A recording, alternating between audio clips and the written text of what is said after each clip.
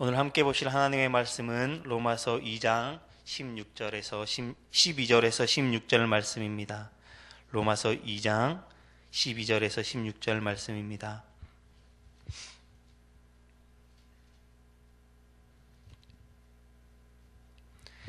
다 찾으셨으면 함께 읽도록 하겠습니다. 무릇 율법 없이 범죄한 자는 또한 율법 없이 망하고 무릇 율법이 있고 범죄한 자는 율법으로 말미암아 심판을 받으리라. 하나님 앞에서는 율법을 듣는 자가 의인이 아니요 오직 율법을 행하는 자라야 의롭다 하심을 얻으리니 율법 없는 이방인이 본성으로 율법의 일을 행할 때에는 이 율법은 율법이 없어도 자기가 자기에게 율법이 되나니 이런 이들은 그 양심이 증거가 되어 그 생각들이 서로 혹은 고발하며 혹은 변명하여 그 마음에 새긴 율법의 행위를 나타내느니라. 곧 나의 복음에 이른 바와 같이 하나님이 예수 그리스도로 말미암아 사람들의 은밀한 것을 심판하는 그날이라. 아멘. 네, 어제도 유대인들을 향한 하나님의 진노에 대하여 말씀드렸습니다. 참 무거운 주제가 아닐 수 없습니다. 그렇지만 꼭 우리가 들어야 하는 말씀이 아닌가 생각되어집니다. 유대인들은 자신들을 하나님의 백성이라는 선민의식을 가지고 자기들이 이방인보다 더 낫다고 하면서 이방인들을 함부로 판단하며 정죄하였습니다. 거기에 대해서 바울은 하나님께서 인간들을 심판하실 때에 그 행위대로 심판하시는 분이시기 때문에 너희 유대인들도 이방인과 마찬가지로 하나님의 공의로운 심판을 피할 수 없다라고 선언하고 계십니다. 물론 우리 또한 마찬가지입니다. 우리가 아무리 착하고 선하게 산다고 할지라도 하나님의 심판대 앞에서는 절대 피할 수 없음을 늘 기억하시면서 살아가셨으면 좋겠습니다. 이제 오늘은 하나님의 진노의 심판과 유대인들이 자랑하는 율법과의 관계에 대해서 말씀드리려고 합니다. 본문 12절 말씀을 보면 무릇 율법 없이 범죄한 자는 또한 율법 없이 망하고 무릇 율법이 있고 범죄한 자는 율법으로 말미암아 심판을 받으리라 라고 말씀하고 있습니다. 여러분, 지금 바울이 유대인들과 이방인들을 구분하는 기준을 무엇으로 말씀하고 있습니까? 바로 율법이라고 말씀하고 있습니다. 바울 당시에는 율법은 유대인과 이방인을 구분하는 아주 중요한 지표였습니다. 유대인들은 자기들이 율법을 가지고 있다는 것이 하나님의 거룩한 백성이라는 고하는 기준을 가질 수 있는 신분 지표가 되었습니다. 그 율법이 자기들이 이방인보다 더 우월하다고 생각하게 하는 근거가 되었습니다. 그래서 유대인들은 율법이 있는 자들이며 율법을 듣는 자들이며 그리고 이방인들은 율법이 없는 자들이고 죄인으로 취급을 받았던 것입니다. 바울 당시의 죄인이라는 말은 1차적으로 도덕적으로 윤리적으로 얼마나 큰 죄를 지었느냐 하는 것으로 구분되는 것이 아니라 율법을 소유하고 있느냐 율법을 소유하고 있지 않느냐 하는 것으로 죄인들을 구분했던 것입니다. 이처럼 유대인들은 자기들은 하나님의 율법을 소유하고 있으며 안식일마다 회당에서 율법을 듣고 있다는 것을 통해서 민족적 자부심과 우월의식으로 가득 차 있었습니다. 그리고 유대인들을 함부로 판단하고 정죄하였습니다. 그러나 바울은 이런 유대인들을 향하여 하나님은 사람들의 행위에 따라서 공평하게 심판하신다라고 말씀하십니다. 율법을 소유했느냐에 관계없이 유대인이나 이방인이나 모두 그들이 행함에 따라 심판을 받게 될 것이다 라고 말씀하고 있습니다. 그러면서 12절에 오히려 율법을 가지고 있는 유대인들이 범죄하면 그 율법을 어겼으므로 율법대로 심판받게 될 것이다 라고 말씀합니다. 그리고 13절 말씀에 하나님 앞에서 율법을 듣는 자가 의인이 아니요 오직 율법을 행하는 자라야 의롭다 하심을 얻으리니 라고 말씀합니다. 여러분, 지금 바울이 유대인에게 이 말을 하는 의도가 크게 두 가지가 있습니다. 하나는 하나님께서 유대인들이 율법을 소유했는가, 율법을 들었는가를 보시지 않으시고 그 율법으로 행하였는가, 그 율법대로 살았는가를 심판하시겠다라는 것입니다. 율법을 행했을 때에야 비로소 의롭다 하심을 얻을 수 있다라고 말씀합니다. 여러분 생각해 보십시오. 하나님께서 이스라엘 백성들에게 율법을 주신 이유가 무엇이겠습니까? 바로 온 마음을 다하고 뜻을 다하고 하나님을 사랑하고 그것에 순종하라고 주신 것입니다. 하지만 유대인들은 안식일마다 회당에 참석하여 하나님의 율법을 반복해서 듣는 것으로 자신들은 스스로 의롭다고 여기고 생각했습니다. 그리고 이 율법이 없는 이방인들은 죄인이라고 정죄하며 판단하였습니다. 그래서 바울은 율법을 알기는 하지만 행하지 않는 너희들은 하나님의 심판을 피할 수 없다라고 말씀하고 있는 것입니다. 또한 13절 말씀을 말하고 있는 또 하나의 의도는 이 세상에 율법으로 행하여 의롭다 인정받을 수 있는 자가 누가 있겠느냐 하는 것입니다. 율법으로 의롭다고 행한다고 하여 의롭게 될 수 있는 사람은 아무도 없습니다. 성도 여러분, 과연 이 세상에 율법을 완전하게 지킬 수 있는 사람이 누가 있겠습니까? 쉽게 말씀드리면 대한민국에는 헌법이 있고 형법이 있습니다. 아주 많은 법이 있는데요. 형법은 제1조에서부터 372조까지 있습니다. 거기에 부칙까지 합하면 너무나도 많은 법이 있습니다.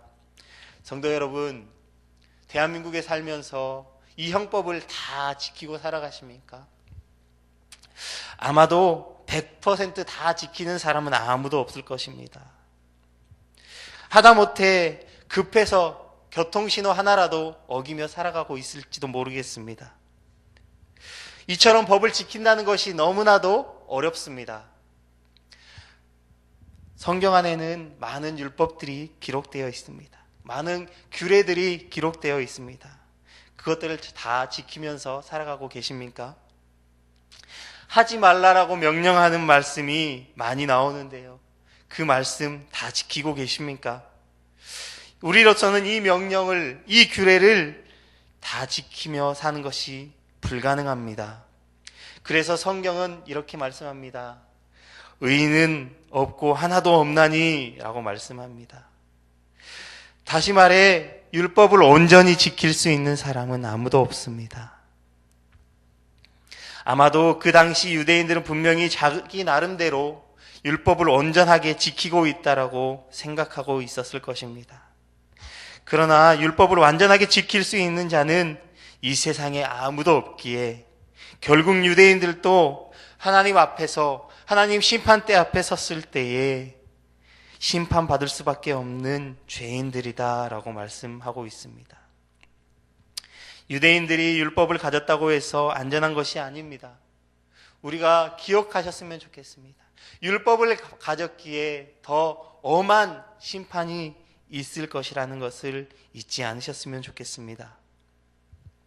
여러분, 우리가 하나님 앞에 섰을 때 더 엄중한 심판을 받을 것입니다. 왜입니까? 우리는 기록되어진 성경을 알고 있기 때문입니다. 그런데 그 기록되어진 성경 말씀대로 살아가지 못하기 때문에 우리는 그것에 의하여 더 엄중한 심판을 받게 될 것입니다. 여러분, 소원하기는 정말로 성경 말씀대로 행하며 살아갈 수 있기를 주님의 이름으로 축복합니다.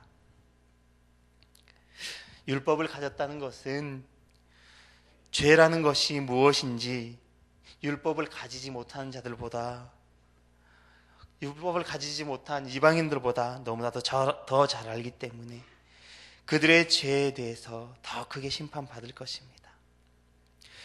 주님께서 누가복음 1장 47절 48절 말씀에 이렇게 말씀하십니다. 주님의 뜻을 알고 또 예비치 아니하고 그 뜻대로 행치 아니한 종은 많이 맞을 것이요 알지 못하고 맞을 일을 행한 종은 적게 맞으리라. 물은 많이 받은 자에게는 많이 찾을 것이요 많이 맡은 자에게는 많이 달라 할 것이니라. 아멘. 그렇습니다. 하나님은 동등하게 심판하십니다. 여러분, 그런데 믿는 자들과 믿지 않는 자의 심판은 다르다는 사실을 이 말씀을 들으시면서 기억하셨으면 좋겠습니다.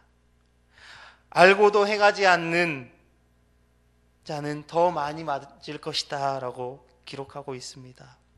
여러분, 이 말씀은 저와 여러분들에게 아주 두려운 말씀이기도 합니다. 어제도 말씀드렸지만 우리가 생각하는 심판의 기준과 하나님이 생각하는 심판의 기준은 다르다는 것을 기억하십시오. 알면서 지은 죄 더 엄히 심판받습니다. 더 엄격하게 심판받습니다. 더 많이 배우고 더 많이 알고 있는 사람은 하나님께서 더 많은 죄값을 물으실 것입니다. 여러분, 그렇다고 해서 배우고 훈련받고 봉사하는 일을 하지 말라는 일은 아닙니다. 절대 오해 없으시기 바랍니다. 그렇다면 주님께서 이러한 우리에게 요구하시는 것이 무엇입니까? 여러분, 우리가 구원받았다고 한다면 마땅히 달라져야 합니다.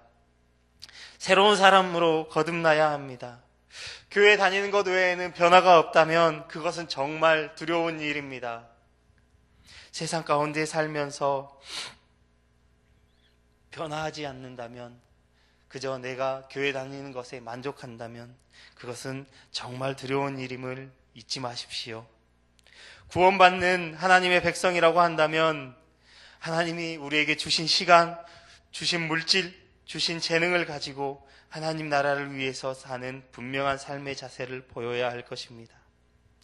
그러한 변함없이 세상 사람들처럼 헛되게 살아가면서 나는 예수님 믿으니까, 주일마다 교회에 나가니까 괜찮을 거야 라고 착각해서는 아니 됩니다.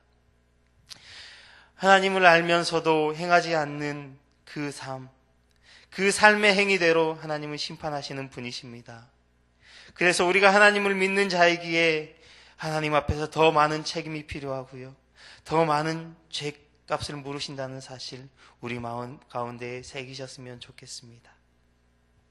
반면에 율법을 가지고 있지 않는 이방인들은 무엇으로 심판하신다고 말씀합니까? 14절 말씀에 기록하고 있습니다. 이방인들에게는 율법을 가지고 심판하는 것이 아니라 바로 본성으로 심판한다고 말씀합니다. 다시 말해 양심으로 심판하겠다라고 말씀합니다. 이방인들은 율법을 가지고 있지 않습니다. 본성으로 율법을 행하는 일을 할 때가 있습니다. 그렇다고 해서 항상 옳은 일을 행하는 것은 아닙니다. 가끔 양심적으로 율법적인 일을 행한다는 뜻입니다. 하나님을 믿지 않는 이방인들도 가끔 양심적으로 율법이 요구하는 대로 행동한다는 말씀입니다. 그래서 15절 말씀에 이렇게 말씀합니다. 이런 이들은 그 양심이 증거가 되어 그 생각들이 서로 혹은 고발하며 혹은 변명하여 그 마음에 새긴 율법의 행위를 나타내느니라. 무슨 말씀입니까? 자신 마음에 새겨진 양심에 따라 무엇이 옳고 그른 행동인지를 인식하고 선한 행동을 한다는 것입니다. 물론 이방인들이 율법 전체를 행하는 것이 아니라 율법을 부분적으로 행한다라는 말씀입니다. 예를 들면 이방인들도 부모를 공경한다든지 착한 일을 한다든지 나름대로 정직하게 살아갑니다. 이것이 율법 자체를 지키는 것은 아니지만 부분적으로 지키는 것이기는 합니다. 그래서 이방인들은 유대인처럼 율법을 가지고 있지는 않지만 자기 양심의 법에 따라 율법의 역할을 하기에 자기가 자기에게 율법이 된다고 말씀합니다. 율법이 없는 이방인들에게도 양심의 법이 있기에 살인을 하면 양심의 가책을 느끼고 괴로워합니다. 거짓말을 하면, 불의를 행하면 양심의 찔림이 옵니다. 그렇기에 그들의 양심은 율법을 대신하여 그들의 심판의 역할을 합니다. 그래서 이방인들에게 자기의 양심대로 심판받는다고 말하고 있는 것입니다. 그렇다면 이방인들이 유대인들보다 더 나은 것입니까? 그렇다고 해서 결코 더 나은 것은 아닙니다. 유대인들이 율법을 완전하게 지킬 수 없는 것처럼 이방인들도 양심대로 온전하게 사는 사람은 없기 때문입니다. 성도 여러분, 이 세상에 양심에 하나도 거리낌 없이 온전한 사람은 아무도 없습니다. 이방인들의 율법이 주어지지는 않았지만 양심에 의해 자신이 저지른 죄를 알고 있다고 말씀합니다. 양심이 또한 죄를 깨닫게 하기 때문입니다. 결국 바울은 오늘 말씀을 통하여서 우리에게 주시고자 하는 메시지가 무엇입니까? 우리 역시 하나님의 심판과 하나님의 진노를 받을 수밖에 없는 존재라는 것을 인정하는 것입니다.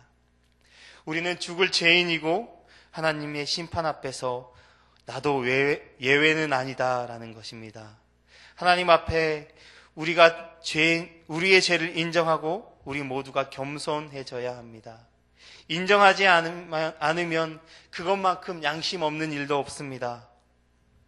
여러분, 마지막으로 16절 말씀에 보면 복음으로 사람의 은밀한 것을 심판하신다고 말씀합니다. 다시 말하면 자신 외에는 알지 못하는 감추어진 비밀까지도 심판하시겠다라는 것입니다. 나만 아는 거니까 괜찮을 거야 라고 생각하지 마십시오. 안도하지 마십시오.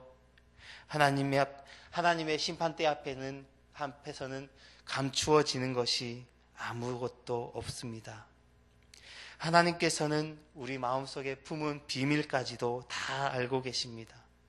그래서 그 죄에 관하여서 철저하게 남김없이 심판하시겠다라고 하는 말씀입니다.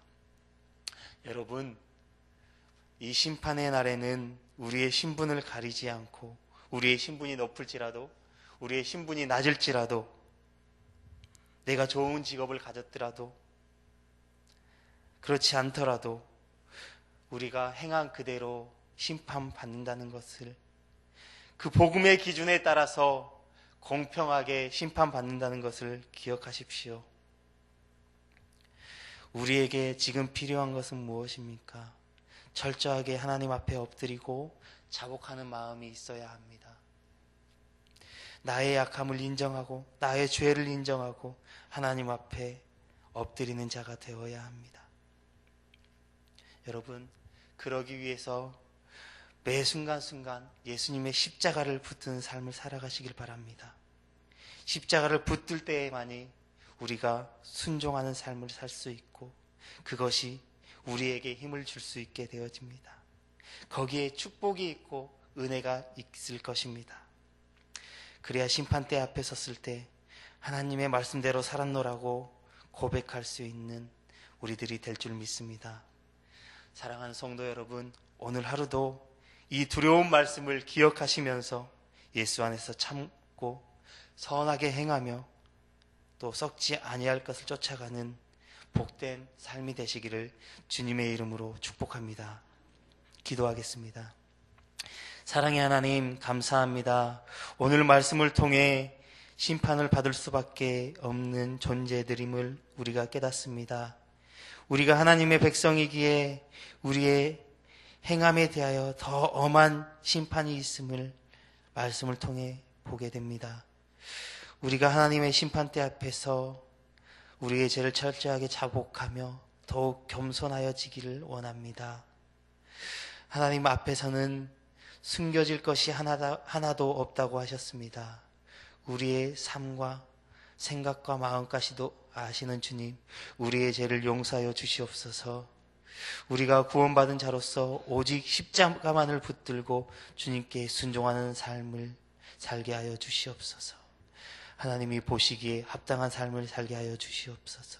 성령님이 함께하여 주시고 인도하여 주실 줄 믿습니다. 오늘 하루의 시간도 온전히 주님만을 의지하며 살아가겠습니다. 주의 십자가만을 바라보며 살아가겠습니다. 오늘 하루도 함께하여 주실 것을 믿습니다. 감사합니다. 예수님의 이름으로 기도드립니다. 아멘.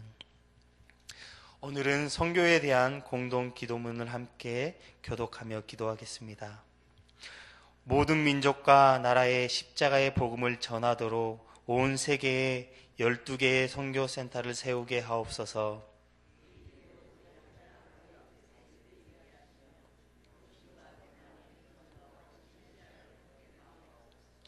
성경에 기록된 약속대로 주님께서 다시 오실 때까지 이 아름다운 발걸음이 강물처럼 들불처럼 이어지게 하시고, 주님 뜻이면 어디든 순종하며 나가는 선교 공동체이게 하옵소서.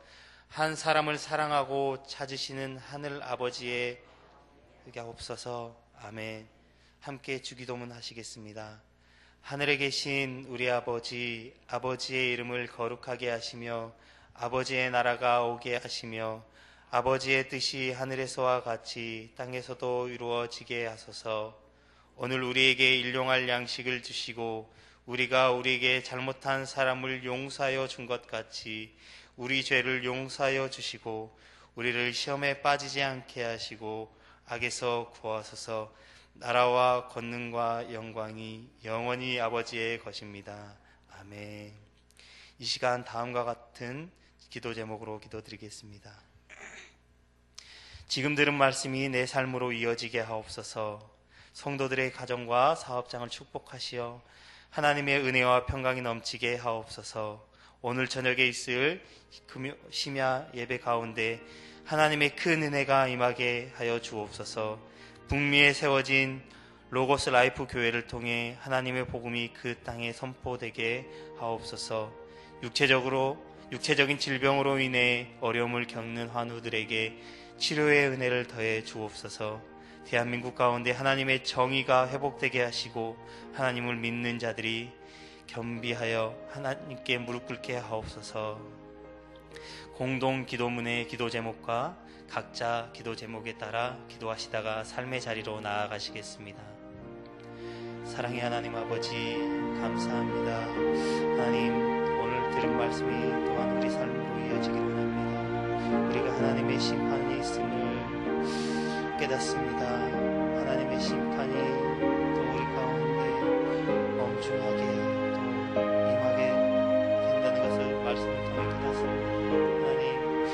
하나님 앞에 죄인임을 인정하며 우리의 죄를 철저하게 자복하며 나아가기를 원합니다. 하나님께서 함께